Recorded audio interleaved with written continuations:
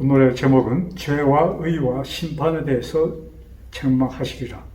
우리 성경 말씀 사도행전 17장 11절부터 12절에 있는 말씀 보겠습니다.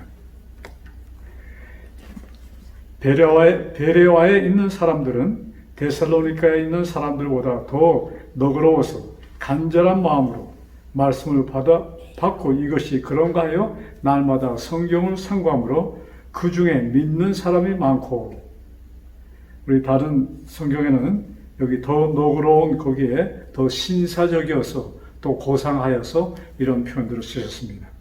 베레아에 있는 사람들은 데살로니가에 있는 사람들보다 신사적이어서 듣는 말씀들이 그런가 하여 그 말씀을 매일같이 상고함으로 믿는 자들이 더 많아졌다고 사도 바울은 여기 말씀하였습니다.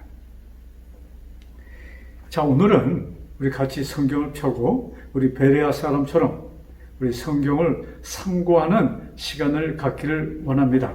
우리 다 같이 여러분, 이제 이 영상을 보시는 분들 이제 준비가 안 됐으면 성경을 갖다 놓으시고 우리 성경을 하나하나 펴면서 하시면 더욱 참 이해가 쉽고 또 좋게 생각됩니다.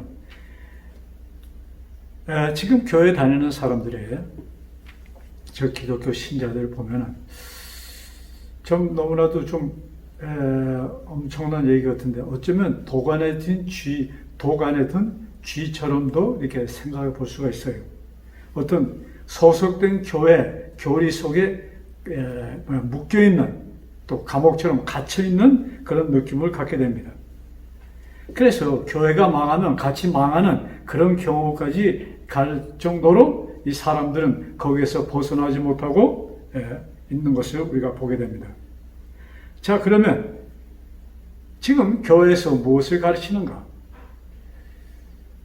그 교회에서 떠나면 참 하나님의 저주, 또 이렇게 그것이 더 나아가서 그러므로 망하되는 이런 경우까지 사람들은 생각하면서 정말로 그 자기가 속한 교회에서 가르침에 그것이 맞든 틀리든 상관하지 않고 그저 교회에 속하여 있는 그 추세로 지금 모든 교회들이 형성되어 있습니다.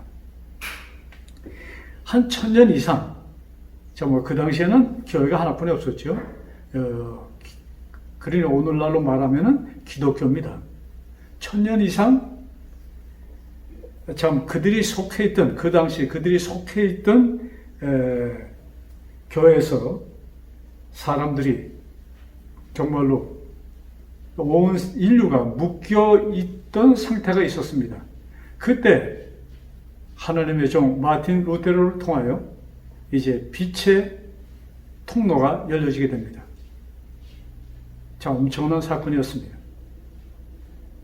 시대로적으로 하면은 지금으로부터 건 5세기 전 1500년 경에 이런 사건이 있었습니다. 자, 그 후로 많은 전 사람들이 그 빛의 통로로 거기서 나오게 되었고, 그러나 세월이 흘러가면서 이것이 좀 더 발전되고 좀 더 진리, 복음, 진리 안에 있는 것보다는 전에는 큰 하나의 감옥이라고 보면은 이제는 수십 개, 수백 개의 적은 참 감옥들이 생겨서 거기에 사람들이 묶여있는 모습을 우리가 보게 됩니다. 그것이 오늘날까지 이어지고 있다고 봐도 과언이 아니겠습니다. 자, 우리 요한복음 8장 32절에 보면은, 요한복음 8장 32절, 우리 성경 가지신 분들 좀 펴주시면 감사하겠습니다. 진리가 너희를 자유케 할 것이다, 이렇게 말씀하십니다. 진리를 알지니 진리가 너희에게 자유를 줄 것이다. 자, 여기에 진리가 무엇입니까? 교회의 교리입니까? 분명히 아니죠. 여기에 진리는 예수 그리스도를 말씀하는 것입니다. 우리가 예수님을 만날 때 우리들은 참다운 자유를 얻게 될 것이다, 이런 말씀인 것입니다. 여러분, 진리 되시는 예수님은 가려놓고 몇몇 사람들에 의해서 만들어진 교회 교리들에 사람들이 갇혀 있습니다. 그래서 사람들이 오래 갇혀 있으면, 적은 장소에 이렇게 묶여 있으면 참 크고 작은 불구자들이 됩니다. 어쩌면 신앙적으로 너무나도 많은 사람들이 신앙의 불구자가 되어 있는 것은 아닌지 생각해 볼 필요가 있다고 합니다. 그래서 이것이 오늘날 현 주소, 교회의 현 주소라고 봐도 과언이 아닐 것 같아요. 진정한 삶의 가치를 모르던 베레아 사람들이 사도 바울의 이 복음을 듣고 정말로 그들이 거기에서 이제 새로운 길로, 새로운 빛으로 탈출하게 됩니다.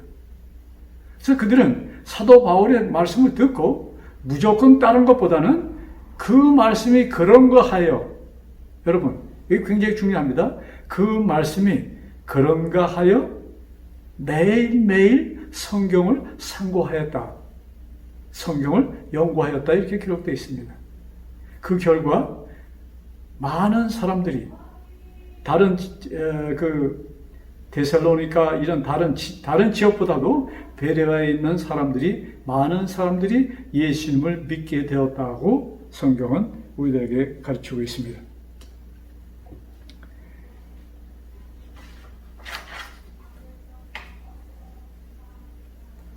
지금도 하나님께서는 바로 이것을 원하시는 것이 아닌가 합니다. 우리 교회에서 참 목사님들의 가르친 교회의 교리, 그 모든 교회마다 교리들이 있죠. 자기네가 주장하는 것이 있어요.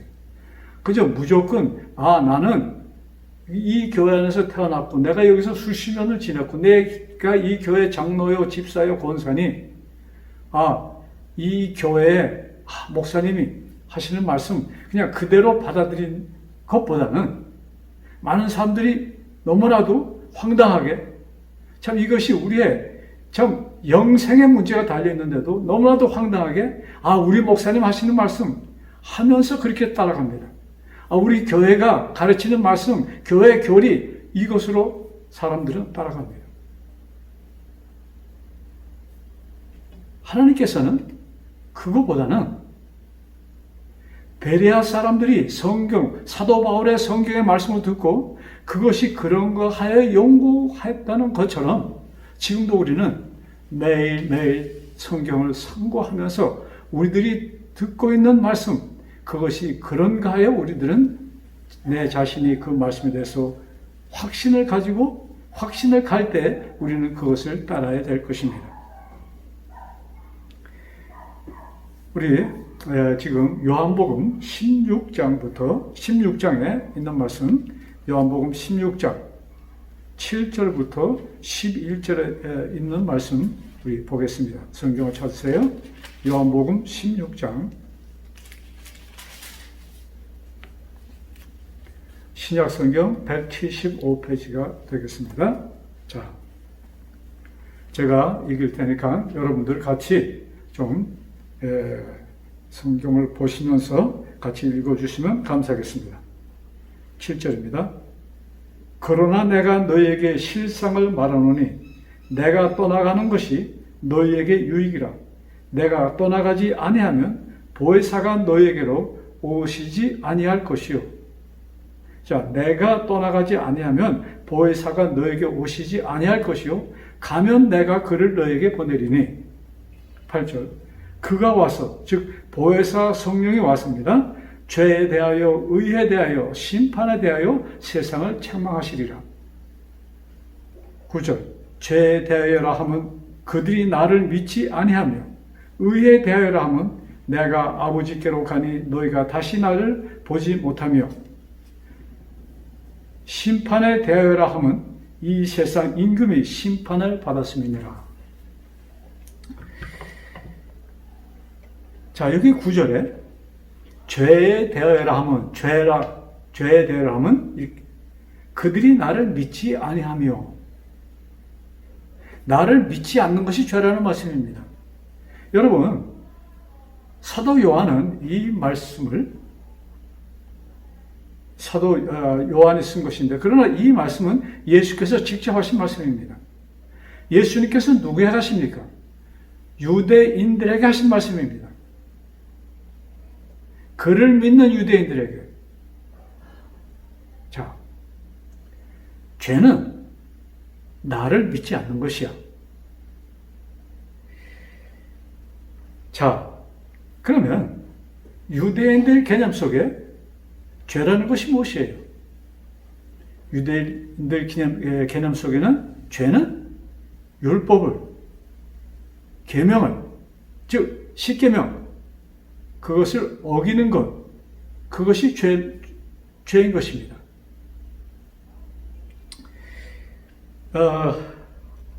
우리 요한복음 5장에 보면은 거기 하루는 예수님께서 그 예루살렘 그 양문, 즉 예루살렘의 그 문에, 양문에 그게 그 베데스다라는 못이 있었습니다. 여러분 너무나도 잘 아는 말씀이죠.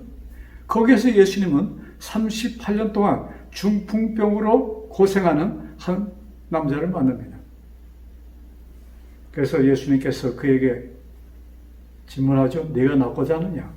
그때 그는 나를 좀 도와주는 사람이 없어서 내가 여기 있지만 나는 날 수가 없습니다 하는 참 희망이 있어서, 낫고자 하는 희망이 있었지만은 사실은 포기한 상태에 있는 그에게 예수님께서는 네 자리를 들고 걸어가라고 말씀하십니다. 정말로 놀라운 기적이죠. 근데 예수님께서는 야, 네가 누웠던 그 자리, 그 중풍, 38년 동안 중풍병자니 앉아있을 수도 없고 누워있던 사람입니다. 네가 누웠던 그 자리를 이렇게 정리해서 들고 걸어가라는 것이었습니다. 가라는 것이었습니다. 그래서 그는 그것을 정리해서 들고 걸어갑니다. 그것을 본 유대인들이 너 안식일인데 왜 이런 것을 갖고 가냐고 하니까 나에게 걸어가라고, 나에게 병을 고쳐준 분이 이렇게 하라고 해서 나아갑니다. 얘기합니다. 그 중풍 환자는 사실은 예수님이 누군지 몰랐습니다. 그 후 성전 앞에서 예수님을 만나고 예수님과 대화를 합니다. 그것이 5장 14절에 있는 말씀입니다. 15절, 16절. 요한복음 5장 15절, 16절입니다.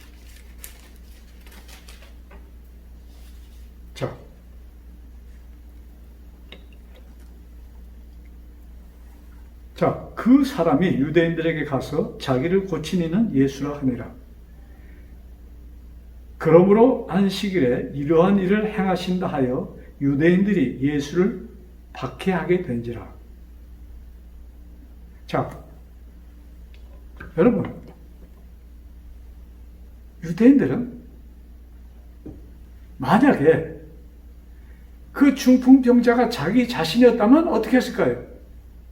그러나 그는 이 다른 사람, 남에 대한 그런 이해, 이런 것은 눈꼽만치도 없는 것입니다.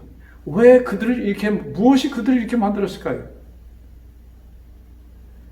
유대인들은 죄인이 되지 않기 위해서 구원을 받으려면 율법을 철저히 지켜야 된다는 그런 개념 속에 있었습니다.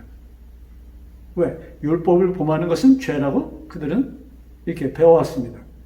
그래서 사람들에게 참 선을 베푸고 사랑을 베푸는 것보다는 율법이 더 중요하다고 배워왔기 때문에, 자, 그런 엄청난 일을 그 중풍병자에게 하신 예수님을 향해서, 야, 당신은, 저 사람은 안식일을 어겼으니, 안식일을 어기라고 또 시켰으니, 저 사람은 없애야 되겠다, 죽여야 되겠다고 그들이 이렇게 마음을 갖게 됩니다.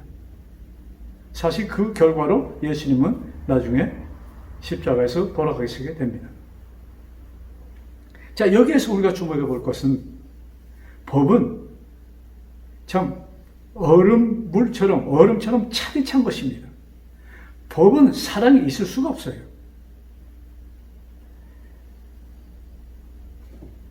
자,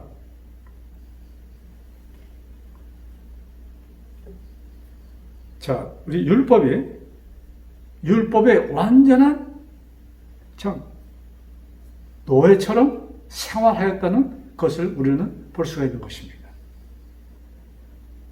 이들을 향하여 예수님께서는 요한복음 13장 34절과 35절에 이런 말씀하십니다. 자, 이 말씀도 우리 여러분 성경을 펼치고 한번 보시기 바랍니다.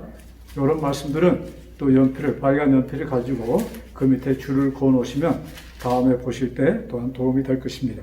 요한복음 13장 34절부터 35절에 있는 말씀입니다. 이 말씀도 예수님께서 하신 말씀입니다. 새 계명을 너에게 주노니 서로 사랑하라. 내가 너희를 사랑한 것 같이 너희도 서로 사랑하라. 너희가 서로 사랑하면 이로써 모든 사람이 너희가 내 제자인 줄 알리라. 자, 새 계명을 너에게 주노니. 새 계명을. 자, 옛 계명이 그들에게 있었습니다. 옛 계명이 무엇이에요? 예, 유대인들에게 익숙해진 십계명, 또 율법과 계명, 이 모든 것입니다. 이제 그들에게 특별히 옛 계명. 그런데 이제는 내가 이제 와서 너희들에게 새로운 계명을 주는데 이 계명은 서로 사랑하라. 내가 너희를 사랑한 것처럼 너희도 서로 사랑하라. 또 다른 성경에 보면은 예수님께서 십계명을 단축시키시면서 첫 번째 계명은 하나님을 네 목숨을 다하여 뜻을 다하여 사랑하라. 그와 같이 내 이웃을 내 몸처럼 사랑하라. 이것이 십계명의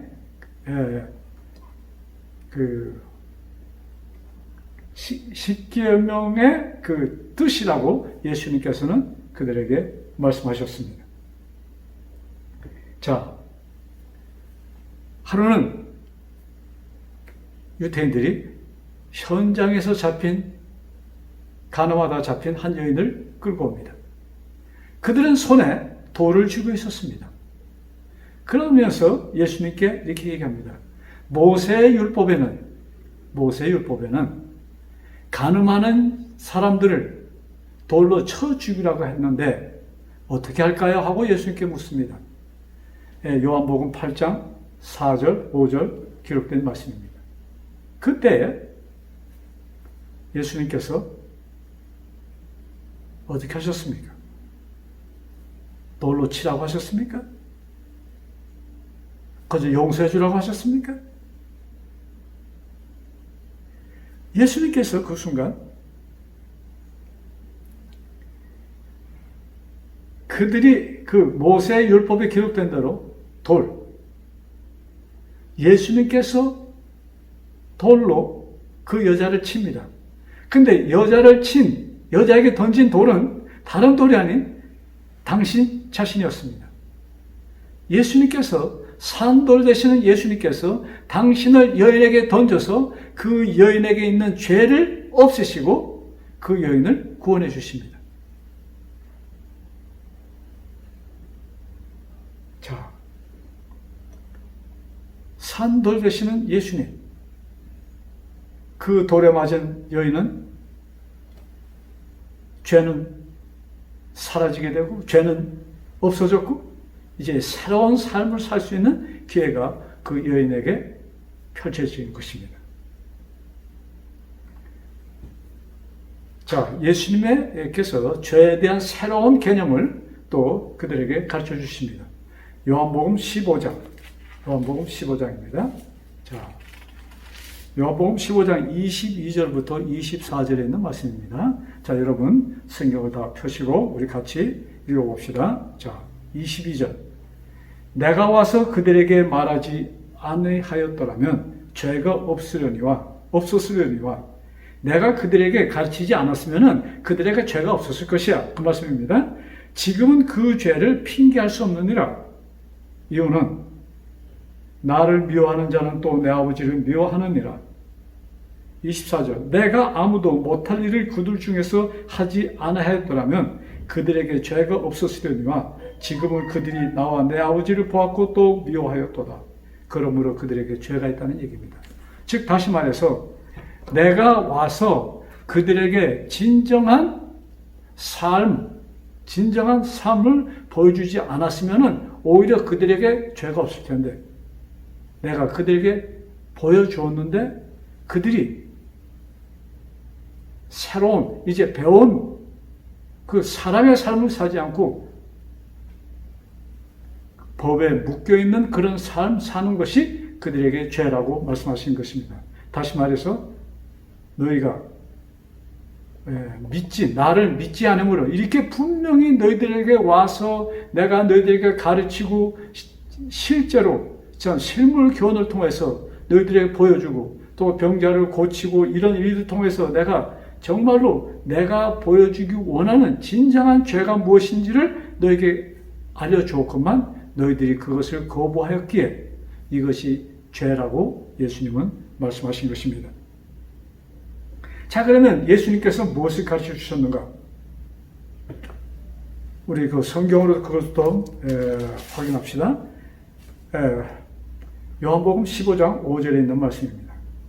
아주 간단한 말씀, 너무나도 알려진 말씀입니다. 나는 포도나무여 너희는 가지니. 예수님과 우리의 관계를 포도나무 원줄기와 거기에 붙은 가지로 설명하십니다. 그래서 나와 예수님의 관계는 정말로 끈끈하게 피로 연결되어 있는 관계라는 것입니다. 그 다음 12절 내 계명은 곧 내가 너희를 사랑한 것 같이 너희도 사랑하라 하는 것이니라. 여기 다시 예수님이 이 말씀에 대해서 반복하십니다. 자, 내가 오기 전까지는 좋았으나 이제 내가 와서 너희들에게 가르쳐 주었으니 참 이것을 거부하면은 즉 이 사랑을 거부하는 자는 죄에 속한 것이라고 말씀하시는 것입니다. 여러분, 십계명, 즉 율법과 계명도 예수님께서 주신 것입니다. 시내산에서 모세가 이스라엘 백성을 애굽에서 끌어내어서 이제 가나안으로 가는 도중 광야에 도착했을 때 거기서 주신 것입니다. 즉 애굽에서 나와서 딱 2달 되었을 때입니다. 이제 3번째 달이 시작되었을 때 그들은 시내산에 와 있었고 그때 예수님께서 그들에게 말씀하신 것입니다. 그때 여러분 이스라엘 백성은 그 전까지 2달 전까지 애굽에서 수백 년 동안 노예 생활하였습니다. 이제 그들을 이제 그들을 이끄신 모세, 그에게 힘을 주고자 하나님께서 직접 온 이스라엘이 듣는 가운데 말씀하십니다. 이스라엘이 듣는 가운데 당신의 계명을 선포하십니다. 그리고 그 다음에 모세에게 시내산에 올라오도록 말씀하시고 거기에서 모세에게 당신이 친히 쓰신 돌비에 쓰신 그 십계명을 주고 또한 그것만이 아니고 또 하나님께 하신 모든 말씀을 기록하여 그것을 모세가 갖고 옵니다. 돌비를 가져오고 그 다음에 모든 들려주신 말씀을 그는 두루마기에 기록합니다. 자, 그런데 참 이 모든 것이 참 하나님께 주신 진정한 목적은 그들을 보호하고 또 그들에게 더 아울러서 성소제도 이것도 거기서 주십니다. 제사제도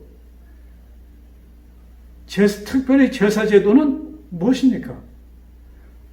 내가 죄를 범했으면 나를 대신해서 누군가는 죽어야 되는 것입니다. 그래서 그 누군가를 상징하는 어린 양이 죽었던 것입니다. 자, 그래서 이 제사 제도는, 이 성소에서 이루어진 제사 제도는 정말로 희생자가 없으면 너희들의 죄를 용서받을 수 없다는, 우리들의 죄의 용서는 누군가 희생을 해야만 이루어진다는 것을 예수님께서는 그 시내산에서 성소 제도, 즉 제사 제도를 통해서 그들에게 가르쳐 주신 것입니다. 근데 그들은 그 기본, 참 하나님께서 원하시는 그것은 깨닫지 못하고 또 받아들이지 못하고 아주 그냥 냉랭한 법만 그들이 그들의 것으로 삼아, 참 그 38년 동안 중풍병이라는 감옥에 갇혀서 고생하던 사람들을 살려주었는데, 그것을 본 이스라엘 사람들은 기뻐해야 될 텐데, 축하해 줘야 될 텐데, 오히려 그를 향해서 안식일을 범했으니 너를 고쳐준 자는 죽어야 된다, 이렇게 그들은 얘기했던 것입니다. 자, 그러면 우리 요한복음 16장 아까 좀 본 말씀 10절로 갑시다. 우리 죄에 대해서 지금까지 얘기했습니다. 그 다음에 의에 대하라 함은 내가 아버지께로 가니 너희가 다시 나를 보지 못하며. 자, 이 말씀은 좀 이해하기가 굉장히 좀 힘든 말씀이라고 우리가 볼 수 있겠습니다. 의에 대하라 함은 내가 아버지께로 가니 너희가 다시 나를 보지 못하며. 여러분, 의라는 것이 뭐예요? 유대인들의 개념 속에 의라는 것이 무엇입니까? 자, 죄는 계명을 안 지키는 것이 죄고, 유대인들의 개념에는 계명을 지키는 것이 의라는 것이었습니다. 따지고 보면은 같은 뜻이죠. 계명을 안 지키면 죄고 계명을 지키면 의로운 자다. 그들은 이렇게 인정하였고, 그래서 계명을 지킨 자들에게 받을 상급은 천국이라고 이들이 배워왔고, 그렇기 때문에 그들은 열렬하게 율법을 준수하는 자들이었습니다. 자, 여러분, 의의 반대가 뭐죠? 의의 반대는 죄입니다. 자, 우리 잘 들어보세요. 의의 반대는 죄입니다. 근데 죄는 무엇입니까? 죄는 사망이에요. 그렇죠? 의의 반대는 죄고 죄는 사망입니다. 자, 사망의 반대는 무엇입니까? 그것은 생명이에요. 지금 수학을 풀어가고 있습니다. 자, 사망의 반대는 생명입니다. 그러면 의는 뭐예요? 생명인 것입니다. 자, 이해가 되셨죠? 의의 반대는 죄고, 근데 죄는 사망이에요. 근데 사망의 반대는 생명입니다. 그러므로 의는 무엇이다? 생명이라는 것입니다. 분명하죠? 오해가 없으시길 바랍니다. 아주 너무나도 분명한 것입니다. 자, 그래서 침례 요한이 예수님을 소개하면서 처음 침례 요한이 예수님을 만납니다. 그래서 당신에게 오는 예수님을 향해서 그는 그 주변에 있는 사람들에게 예수님을 소개합니다. 요한복음 1장 29절의 말씀입니다. 자, 성경을 펴서요. 요한복음 1장 29절입니다. 보라, 세상 죄를 지고 가는 하나님의 어린 양이로다. 여러분, 우리들 이방인이잖아요. 이것을 우리가 처음 봤을 때 무슨 이해가 됩니까? 그러나 이 말씀을 들은 유태인들에게는 너무나도 쉽게 이해할 수 있는 말씀이었습니다. 세상 죄를 지고 가는 하나님의 어린 양. 왜? 유태인들은 그들의 죄를 어린 양에게 옮기고 그 어린 양은 그들의 죄를 대신해서 죽습니다. 그래서 침례 요한이 이스라엘 백성에게 예수님을 소개했을 때 쓴 말씀은 너무나도 그냥 어린아이가 아닌 이상 유대인들은 다 이해할 수 있는 것이었습니다. 자, 세상 죄를 지워가는 하나님의 어린 양, 이렇게 소개되었습니다. 자, 그래서 예수님의 죽음은 무엇을 없애는 게? 이스라엘의 죄를 없애는 것이다. 지금 우리가 이것을 볼 때 그렇게 분명히 이해할 수 있죠. 침례 요한은 그것을 그들에게 가르쳐 주기를 원했던 것입니다. 근데 극소수의 유대인들이 그것을 나중에 그렇게 받아들였고 거의 대부분의 유대인들은 그것을 거부했습니다. 자, 사도 요한은 이렇게 얘기합니다. 예수 안에서는, 그리스도 안에서 우리들은 사망에서 생명으로 옮겨졌느니라는 표현을 씁니다. 요한복음 5장 24절에 기록되어 있는 말씀입니다. 누구든지 그리스도 안에서는 사망이었던 자가 생명으로 옮겨진다는 것을 말씀합니다. 자, 요거를 좀 이렇게 풀이한다면 창조주 하나님께서 인간으로 오십니다. 베들레헴에서 탄생하시죠. 그 후에 그는 십자가에서 죽으십니다. 십자가에서 죽으신 그 예수님이 그것으로 끝났으면 죄 없었어. 그런데 그것으로 끝나면 무슨 이득이 될 것입니까? 거기서 죄를 없애시고 그의 죽으심으로 죄는 없어졌습니다. 이제 그의 부활로 그를 따라서 예수님 안에서 죽은 자들이, 죄에서 죽었던 자들이 예수님 안에서 그 죄가 없어졌습니다. 이제 생명으로 부활하게 됩니다. 부활하신 예수님이 승천하십니다. 승천하신 예수님은 이제 재림하십니다. 그래서 인간으로 오셨던 창조주는 그는 십자가에서 당신의 생명을 주시고 그 다음에 부활하실 때는 하나님의 아들로 부활하십니다.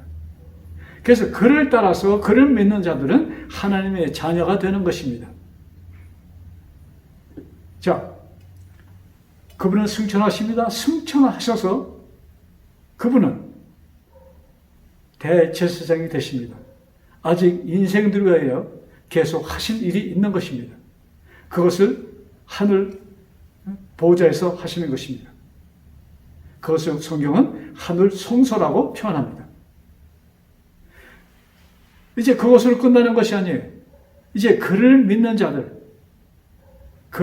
자들을 이제 데리러 오시기 위하여 그는 영광의 왕으로, 왕중 왕으로 이 땅에 재림하시는 것입니다.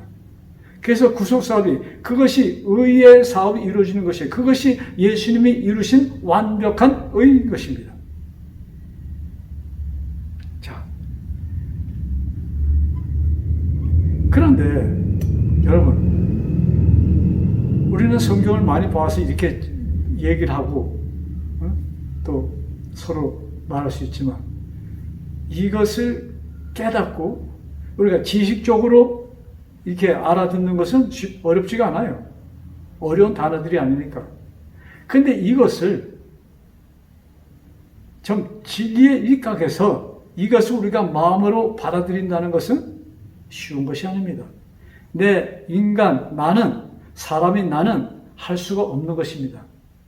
이것은 오직 성령 하나님께서만이 해 주실 수 있는 것입니다. 그래서 우리 요한복음 11장 10절에 의에 대하라 하면 뭐라고 말씀했어요? 내가 너희를 떠나서 다시는 너희와 같이 있지 않는 것이라고 말씀하셨습니다. 즉 예수님께서 그 이루신 그것을 사람들이 깨닫도록, 자, 예수님께서 이 땅에 계실 때는 예수님이 계신 인간으로 오셨기 때문에 있는 그 장소 외에는 계실 수가 없었습니다. 그래서 이 복음이 모든 인류에게 증거되기 위해서는 한순간 어디든지 계실 수 있는 성령 하나님을 통해서만이 이루어질 수 있는 것입니다. 그래서 예수님께서 당신이 제자들을 떠날 것을 말씀하셨을 때 제자들은 슬펐습니다. 그것을 원치 않았어요. 그런데 예수님께서는 그들에게 아까 우리 요한복음 16장에 기록된 말씀, 내가 떠나는 것이 너희들에게는 정말로 좋은 것이야.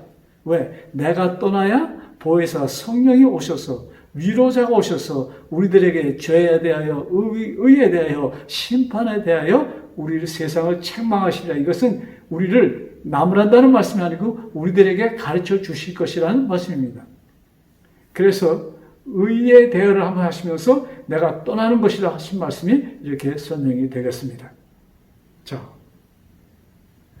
여러분 또 제가 하는 이런 말씀 설명도 여러분도 무조건 그렇게 받아들이시면 안 되십니다. 여러분 이것을 듣고 그것이 그런가 하여 여러분들 매일같이 성경을 상고하시기 바랍니다.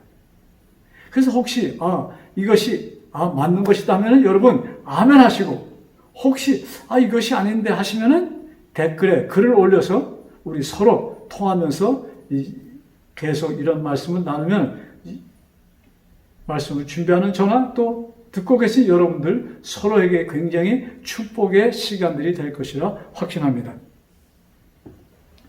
자, 그래서 예수님께서 선포하신 새 계명, 이것은 마음으로만이 받아들일 수 있는 것입니다. 자, 새 계명, 사랑이라는 것은 느낌입니다. 감정입니다. 마음으로만 받아들일 수 있어요. 이건 지식으로 아무리 우리가 사랑해도 아무 의미가 없습니다. 마음으로 받아들이지 않으면 아무 의미가 없는 것입니다. 그래서 내가 너희들에게 새 계명을 주노니, 이 말씀은 내가 너희들을 위하여 베푼 그 사랑을 너희들이 마음으로 느끼라는 것입니다. 근데 그 느낌을 줄 수 있는 분이 누구예요? 성령 하나님 것입니다.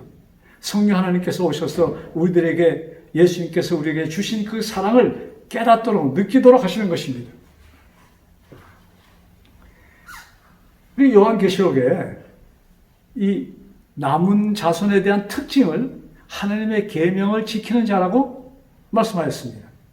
자, 그러면 여기에 나오는 계명,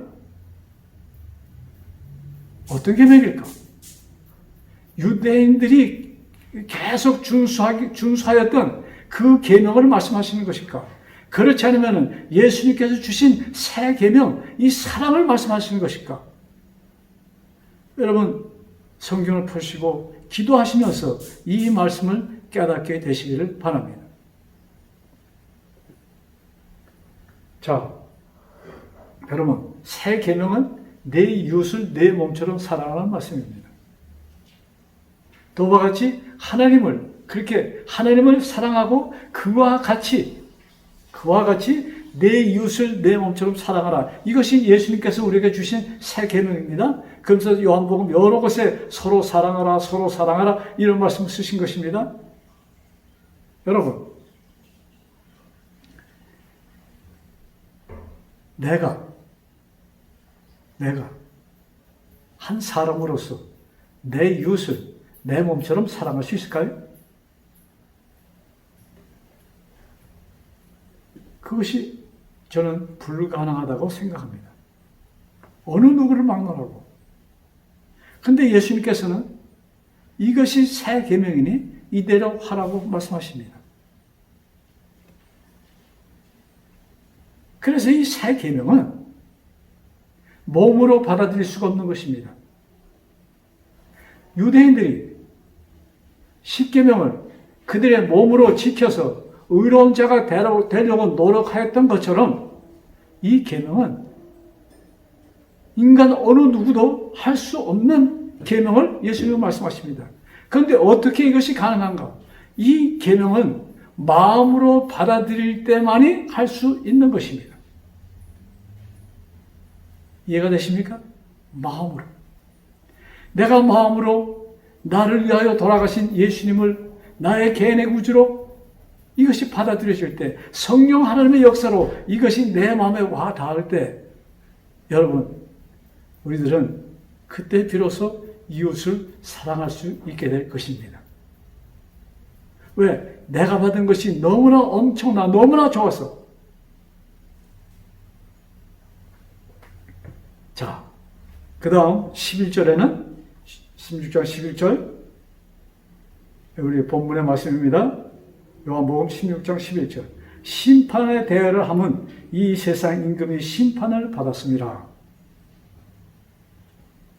우리 죄에 대해서 얘기했고 의에 대해서도 얘기 나눴습니다. 이제 심판은 이 세상 임금이 이미 심판을 받은 것이다. 즉 사단은 이미 죽은 것이야. 이 말씀입니다.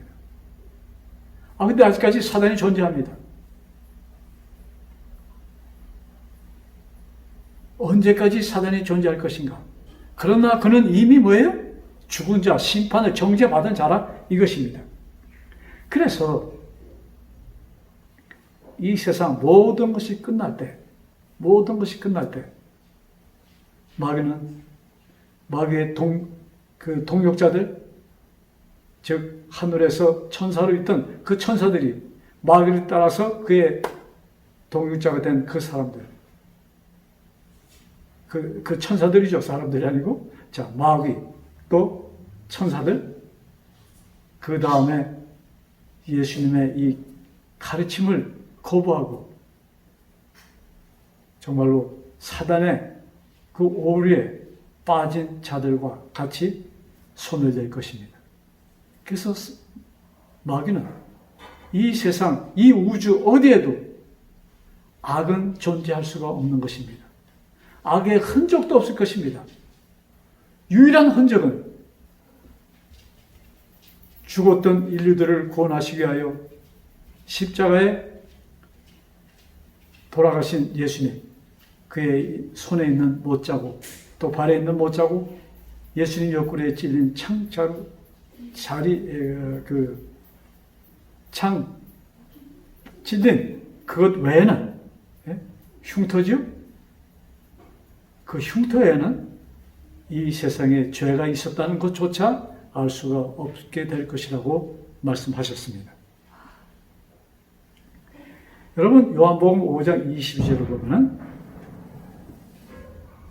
아버지께서, 여러분 성경을 펴시고 보세요.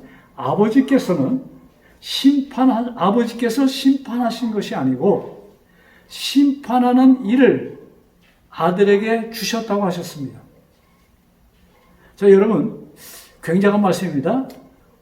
하나님 아버지께서 심판하시지 않으시고 그 권리를 아들에게 주셨다 이 말씀입니다. 근데 그 심판의 권리를 받은 아들 예수님은 어떻게 하십니까? 여러분, 우리 요한복음 3장, 요한복음 3장 16절, 17절이 되겠죠?